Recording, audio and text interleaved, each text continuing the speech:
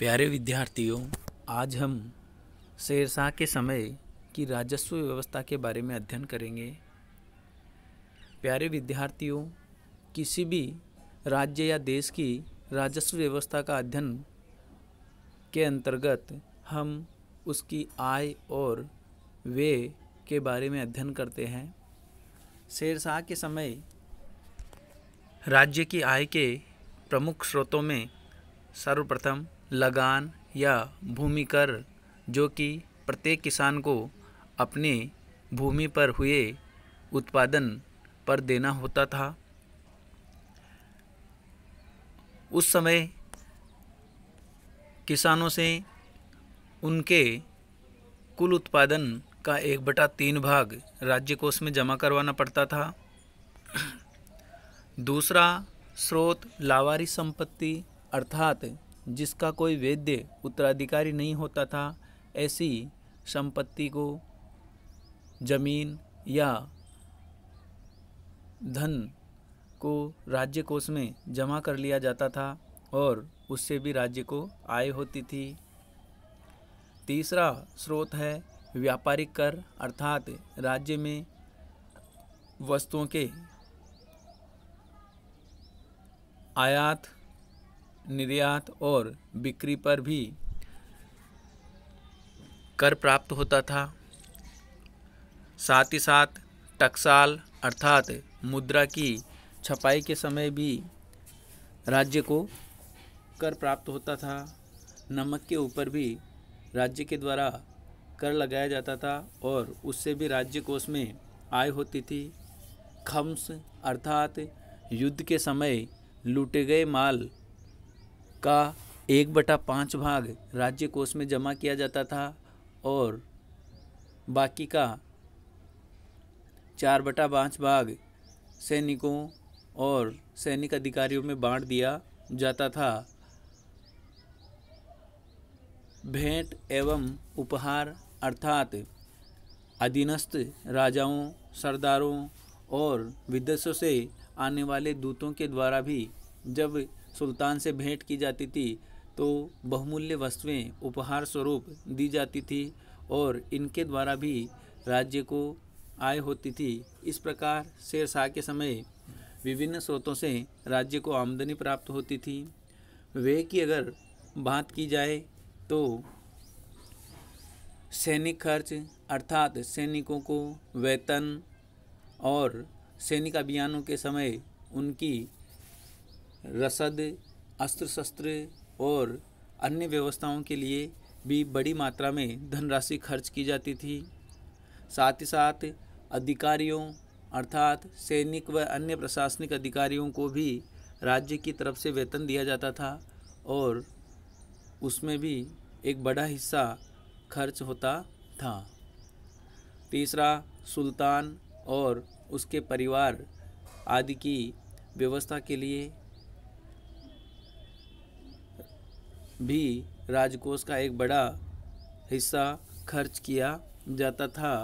चौथा, धार्मिक दान, अर्थात धार्मिक संस्थाओं को और विद्वानों को समय समय पर राज्य की तरफ से अनुदान दिया जाता था और उसमें भी राज्य की आय का एक बड़ा हिस्सा खर्च किया जाता था। और सबसे महत्वपूर्ण, शेरशाह के समय जन कल्याणकारी कार्यों में भी राजकोष का एक हिस्सा खर्च किया जाता था, जिसमें सड़कें, सराय और विभिन्न प्रकार की इमारतें बनाई जाती थी और निःशुल्क भोजन की व्यवस्था भी शेरशाह के द्वारा की जाती थी, जिनमें एक बहुत बड़ा हिस्सा आय का खर्च किया जाता था। शेरशाह अपने समय किए गए जन कल्याणकारी कार्यों के लिए भी जाना जाता था। इस प्रकार राज्य को आय और व्यय होती थी, परंतु राज्य की सर्वाधिक आय का स्रोत लगान अर्थात भूमि कर था और शेरशाह के समय लगान व्यवस्था सल्तनत काल में प्रचलित लगान व्यवस्था से अच्छी थी तथा शेरशाह की प्रसिद्धि का एक सबसे बड़ा कारण उसकी लगान व्यवस्था को भी माना जाता है, जिसका अनुभव शेरशाह के द्वारा अपनी पैतृक जागीर के प्रबंध के समय प्राप्त किया गया था और उन्हीं परीक्षित सिद्धांतों को जब शेरशाह सुल्तान बना तो उसने अपने राज्य में लागू किया। शेरशाह की लगान व्यवस्था की विशेषताओं की अगर बात की जाए तो सर्वप्रथम शेरशाह के द्वारा राज्य की समस्त भूमि की माप करवाई गई और उपज के आधार पर भूमि को 3 श्रेणियों में बांटा गया। अच्छी अर्थात अधिक उत्पादन देने वाली, मध्यम औसत उत्पादन देने वाली और खराब अर्थात बंजर जिसमें बहुत कम उत्पादन होता था। अर्थात राज्य की समस्त भूमि का सर्वेक्षण और माप करवाकर शेरशाह ने उसको 3 श्रेणियों में बांट दिया। इन 3 श्रेणियों से प्राप्त कुल उत्पादन में 3 का भाग देकर औसत उत्पादन निकाला जाता था और उस औसत उत्पादन का 1/3 भाग राज्य की तरफ से वसूला जाता था। किसानों को राज्य कोष में जमा करवाना पड़ता था। परंतु लगान जमा करवाने में शेरशाह के समय राज्य की तरफ से किसानों को 2 विकल्प उपलब्ध करवाए जाते थे कि या तो वो लगान नगद जमा करवा सकते हैं या जिन्स अर्थात अनाज के रूप में भी जमा करवा सकते हैं। परंतु राज्य की तरफ से नगद लगान जमा करवाने को प्रोत्साहित किया जाता था। साथ ही साथ राज्य की तरफ से किसानों को पट्टा जिसमें ज़मीन का क्षेत्रफल और उसमें ज़मीन की किस्म तथा किसान का नाम होता था और किसान उस पट्टे के द्वारा अपनी ज़मीन का मालिक बना दिया जाता था। परंतु साथ ही साथ उसको एक कबूलियत पत्र पर भी हस्ताक्षर करने होते थे या जिसको अपन शपथ पत्र के रूप में भी पढ़ सकते हैं, जिसमें राज्य को तय समय पर निर्धारित लगान जमा करने की शर्त को स्वीकार करना पड़ता था। अर्थात एक किसान को उसकी ज़मीन का पट्टा राज्य की तरफ से, मालिकाना हक राज्य की तरफ से दिया जाता था, बशर्ते कि वो तय समय पर लगान अदा करता रहे। इसी प्रकार भूमि 1/3 भाग उत्पादन का 1/3 भाग के अतिरिक्त किसान को अन्य कर भी देने पड़ते थे, जिसमें जरिमाना अर्थात भूमि की नाप हेतु नाप के एवज में और मुहासिलाना अर्थात राजस्व वसूली में लगने वाले राज्य कर्मचारियों के खर्च हेतु उसको कुछ अतिरिक्त कर राज्य कोष में जमा करवाना होता था, जिनकी मात्रा 2.5 से 5% बताई गई है।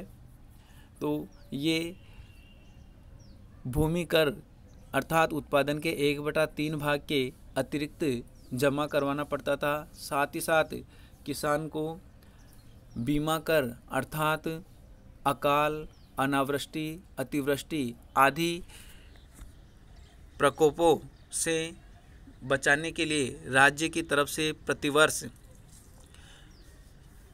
लगान का 2.5% अलग से किसान को राज्य के अन्नागारों में या कोषागारों में जमा करवाना पड़ता था और ये कर किसान को अनाज के रूप में देना पड़ता था। जब कभी भी प्राकृतिक आपदा होती थी उस समय इन अन्नागारों से या राज्य कोषों से किसानों को कम कीमत पर अनाज उपलब्ध करवाया जाता था। इस प्रकार शेरशाह की लगान व्यवस्था में प्राकृतिक आपदाओं से किसानों को बचाने की व्यवस्था भी की जाती थी।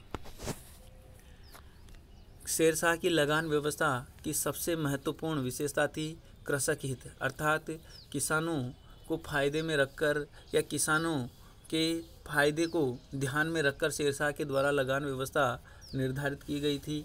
और ऐसा माना जाता है कि सल्तनत काल में फिरोज शाह तुगलक के बाद अगर किसानों का हितकारी या किसानों के हितकारी सुल्तान की अगर बात की जाए तो शेरशाह का उनमें प्रमुख स्थान था। शेरशाह ने अपने अधिकारियों को निर्देश दिया था कि लगान तय करने में किसानों के साथ रियायत बरती जाए, परंतु एक बार लगान की मात्रा निर्धारित करने के बाद उसकी वसूली में कोई रियायत नहीं बरती जाए, सख्ती बरतना चाहिए। साथ ही साथ शेरशाह के द्वारा अपने सैनिकों को भी हिदायत दे रखी थी कि वह किसानों के खेतों में कोई नुकसान नहीं पहुंचाए। कई बार युद्धों के समय जब सेना प्रयाण करती थी तो सेना के चारों तरफ शेरशाह के द्वारा घुड़सवारों की नियुक्ति की जाती थी ताकि सैनिक किसानों के खेतों को नुकसान नहीं पहुंचाए। कभी कभी अगर युद्धों के समय कृषकों के खेतों को नुकसान अगर पहुंचाया जाता था तो राज्य की तरफ से किसानों को हर्जाना दिया जाता था। साथ ही साथ अकाल या अनावृष्टि के समय किसानों को कुएं खुदवाने हेतु या सिंचाई की व्यवस्था करने हेतु तथा कृषि कार्य हेतु राज्य की तरफ से ऋण भी उपलब्ध करवाया जाता था। साथ ही साथ कृषकों को बेवजह सताने वाले, परेशान करने वाले लोगों को भी राज्य की तरफ से कठोर दंड दिया जाता था। इस प्रकार से शेरशाह की लगान व्यवस्थाओं को किसानों को हितों को ध्यान में रखकर बनाई गई थी और इसमें किसानों के साथ सीधा संबंध स्थापित किया गया था। किसानों और राज्य के बीच में बिचौलियों का स्थान नगण्य होता था। इस कारण से शेरशाह की लगान व्यवस्था रैयतवाड़ी व्यवस्था के नाम से भी जानी जाती है। रैयत उस समय किसान को कहा जाता था और चूंकि इस व्यवस्था में राज्य का किसानों के साथ सीधा संपर्क होता था, इस कारण से इसको रैयतवाड़ी व्यवस्था या रैयतवाड़ी बंदोबस्त भी कहा जा सकता है। शेरशाह का मानना था कि किसानों की खुशहाली में ही राज्य की खुशहाली है और इस प्रकार शेरशाह के समय अच्छी मात्रा में भू राजस्व की प्राप्ति होती थी। राज्य के आय के दूसरे महत्वपूर्ण स्रोत में व्यापारी कर शामिल थे और शेरशाह के समय व्यापारियों के ऊपर दो प्रकार के या वस्तुओं के ऊपर दो प्रकार के कर लगाए जाते थे। हालांकि शेरशाह से पूर्व बहुत सारे शुल्क व्यापार या व्यापारियों से वसूले जाते थे, परंतु शेरशाह ने केवल दो ही कर अपने राज्य में लगाए। एक सामान के राज्य में प्रवेश के समय, जिसको प्रवेश कर कहा जाता है, और दूसरा उस वस्तु के बिक्री के समय या बेचने के समय वसूला जाता था। इस प्रकार शेरशाह ने अपने संपूर्ण राज्य में दो प्रकार के व्यापारिक कर वसूले, प्रवेश कर और बिक्री कर। बाकी अन्य करों को शेरशाह के द्वारा समाप्त कर दिया गया, जिसके परिणाम स्वरूप राज्य के व्यापार वाणिज्य में वृद्धि हुई और बड़ी मात्रा में राज्य को कर भी प्राप्त हुआ। इस प्रकार शेरशाह ने केवल 5 वर्ष सुल्तान के रूप में शासन किया, परंतु राजस्व व्यवस्था में महत्वपूर्ण सुधार करवाए और